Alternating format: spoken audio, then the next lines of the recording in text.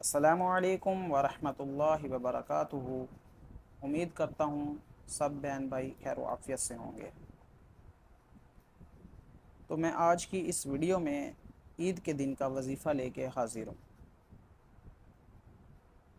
عید کے دن جو شخص 300 مرتبہ سبحان اللہ و بحمدہ پڑھتا ہے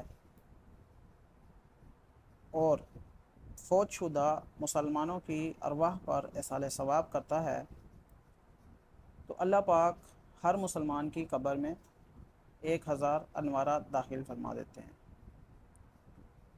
اور جب وہ پڑھنے والا شخص خود مرتا ہے تو اللہ پاک اس کی قبر میں بھی 1000 انوارات داخل فرما دیتے ہیں۔